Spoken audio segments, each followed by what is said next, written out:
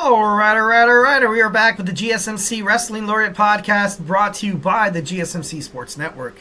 I'm your favorite wrestling fan here, Eric Rodriguez, here to talk about all the amazing things surrounding the world of professional wrestling.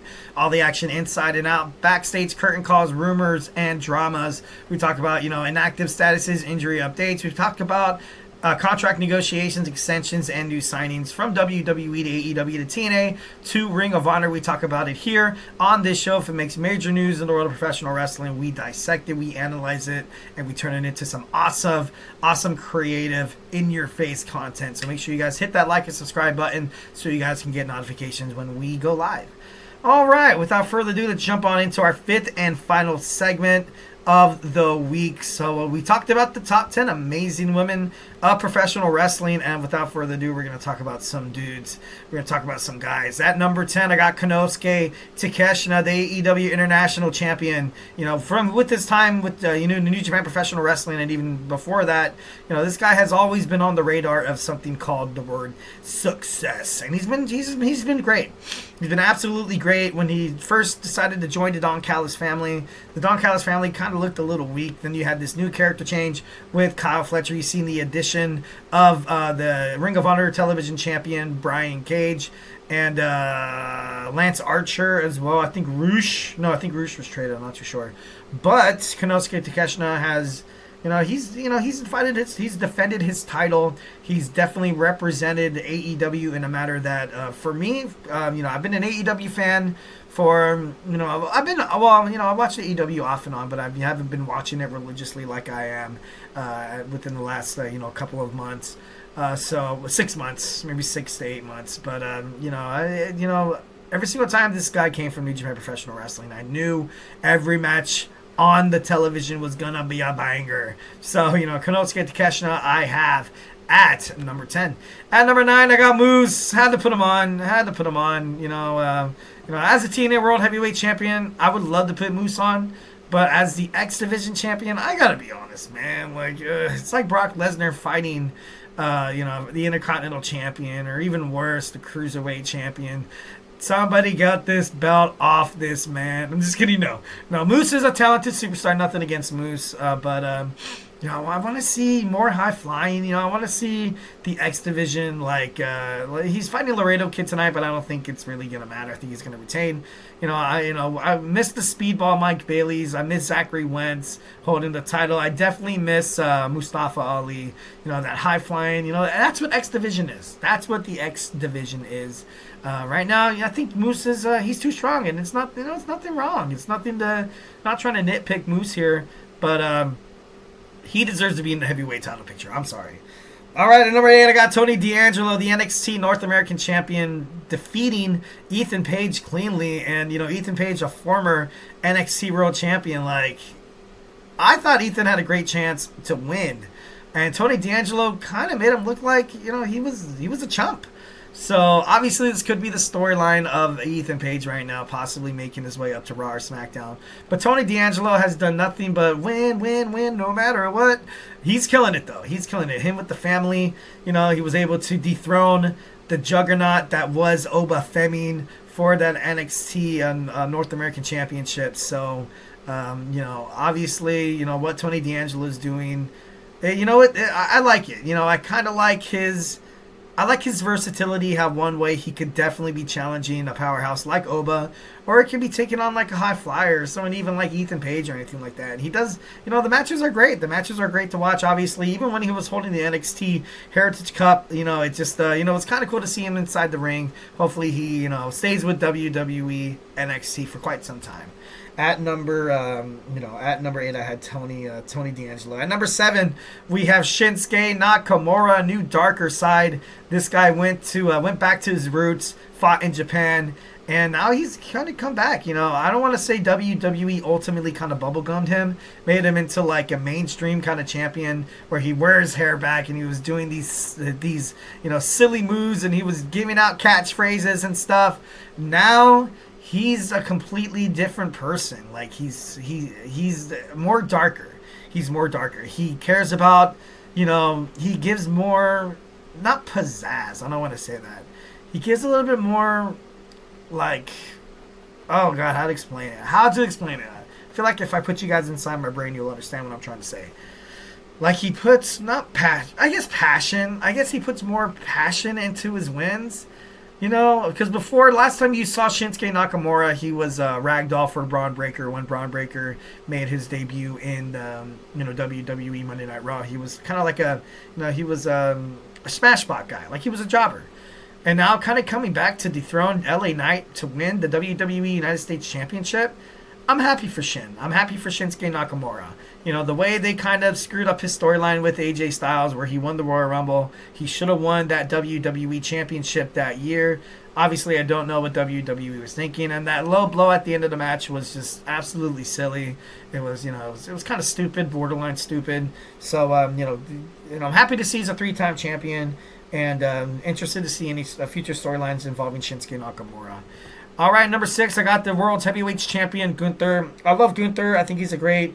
But I don't know. I still get this feeling like, he recently became, he was, 666-day reign, beating the Honky Tonk Man, as the longest reigning WWE Intercontinental Champion. And now, not even months later, he gets the strap. WWE has seen enough, and they're like, you know what? Let's put the World Heavyweight Championship on him. It was provided that, Drew McIntyre was injured, Seth Rollins was injured, CM Punk was injured. Maybe storylines would have been done differently. Maybe we would have had Gunther kind of take a little bit more time off before, deciding to hold the champion. But he's been doing really, really good. And especially recently, I love this sensitive side that Gunther is showing to the WWE Universe on Monday Night Raw. Like, it's cool, the whole ring general thing, but Gunther is a man of respect. He's a man of respect. He's always have been, after a well-fought battle, he'll get up and he'll shake your hand. That's how Gunther is. I don't want to see Gunther beating the holy hell out of people backstage. I don't want to see him pulling a Bobby Lashley into Hurt Syndicate and beating up security guards. I don't want to see that. I like the way Gunther is right now. Like I said, I'm really buying into this new character that WWE is ultimately trying to portray, Gunther. And, I think it's great. And, I can't wait to see that triple threat match on WWE Saturday Night's main event. All right, so at number 5, I got Nick Nemeth, the TNA World Heavyweight Champion. He's still being successful. I don't really see TNA getting the belt off of this guy for quite some time. Of course, tonight was Final Resolution. We could have, Josh Alexander on his way of fighting him. We could have Mike Santana, maybe Steve Macklin, or Joe Hendry. Whoever decides to fight Nick. This guy's been such a good champion. He's been such a good champion. Obviously, WWE dropping the ball with Dolph Ziggler, but sometimes some things happen for a reason. TNA, I feel like he belongs in TNA. He's a great TNA superstar. This is someone that they needed for quite some time. Obviously, kind of holding their faith and their stuff on Matt Cardona. Although love and respect to Matt Cardona, it's it's kind of nice to see a fresh face. And having Nick Nemeth win the TNA World Championship was just absolutely amazing. It was cool. And obviously he's been one of the best in professional wrestling. So got to throw some flowers to my man Nick. At number 4, we have the NXT World Heavyweight Champion Trick Williams. Not much more to say about this, but all Trick does is all he does is win. All he does is shock the universe with his back against the wall. He'll randomly muster up this courage inside the ring, find his way to get back onto the offense, and find a way to win a match. Either if it's a hellacious battle, he'll find a way to win. Trick Williams, now a 2-time NXT champion, and now he has a pretty daunting task of fighting at New Year's Evil, defending that title against Oba Femi, and obviously he has Eddie Thorpe next week. But I don't really think too much is going to come of that. But Trick Williams has been great for NXT. He's been great for NXT, especially ushering this being on the CW. It's a whole different name. It's a whole different brand. Trick Williams is somebody that you could literally, like, if you're not a wrestling fan, you can turn on Trick Williams. You hear him talk on the mic. You see him fight inside the ring. And you see the confidence that he has every single time he's in the squared circle. The way he dictates the match. He's like a ring general. Like, you know what I mean? He finds a way to shine, but ultimately finds a way to, help his opponent shine. Kind of puts them in bookings. Like if he's fighting against the top a high flyer guy. Trick Williams will put himself in a predicament where where he gets hit by like a high flying. Like he finds a way to make you look good. And maybe it's time for Trick Williams to spread his wings and make his debut on SmackDown or Raw. But I feel like right now he's too much of a, I don't want this to seem weird or anything like that, but he's like a cash cow. Like, you know what I mean? Like where you kind of have the cow, you have all the awesome milk that you're draining from it, and you just keep getting more and more and more, and it's really, really good. It's getting you, merchandise sales, ticket sales. It's getting people to subscribe, or it's getting people to, tune in and, and stuff like that. So right now, I don't feel like NXT would, get rid of Trick Williams. I feel like Obafemi will ultimately lose, and I feel like he possibly will make it to Raw or SmackDown. But if I had to pick the two to leave NXT, definitely I would pick Oba. All right, at number 3, got Braun Breaker, the WWE Intercontinental Champion. This guy as well, absolutely dominant inside the ring. 2-time Intercontinental Champion.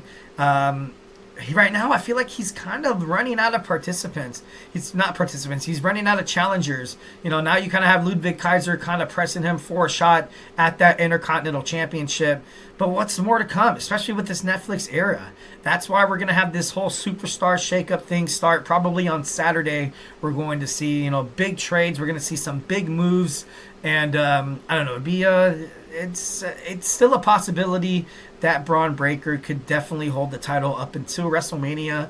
But the way the Intercontinental Championships has kind of been played around and kind of been, passed around for the past couple of months, it wouldn't surprise me if, he does lose the championship. Like, so right now you kind of have that open door where if you want somebody to kind of ultimately be taken seriously on Monday Night Raw, or you want just a whole different direction or a flavor for the Intercontinental Championship for the month and a half, or 3 months, whatever, you can do it. And with Braun Breaker inside the ring, he knows how to put on a good match, and he's going to make somebody look damn good defeating him, which is, kind of weird to say.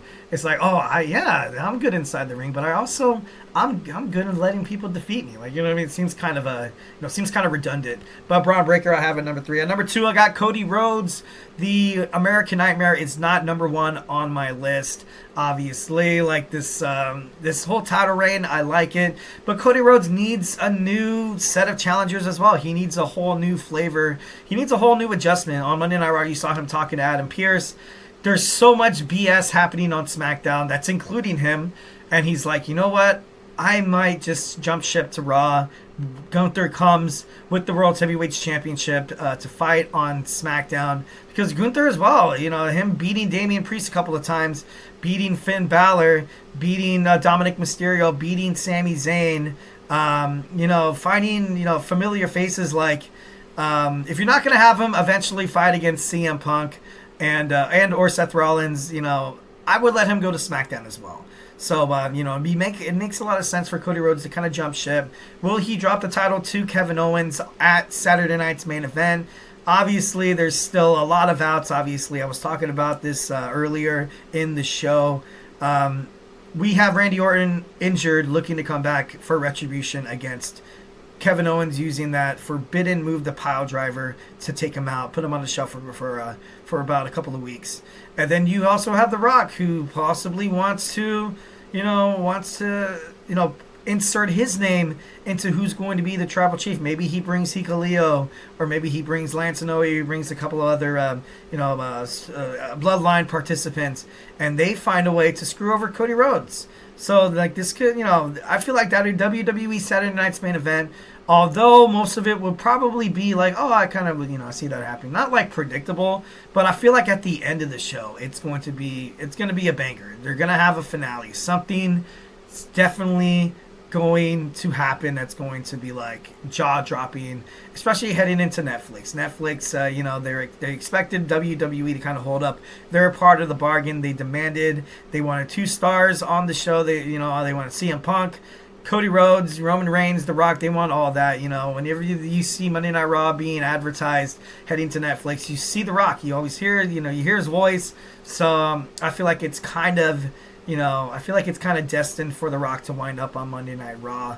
But anything can happen. Anything can happen. And number 2, I got Cody Rhodes. Number 1, Jon Moxley, the AEW World Heavyweight Champion, literally holding up the company right now. Like, nothing bad against, AEW, because I'm a fan of AEW.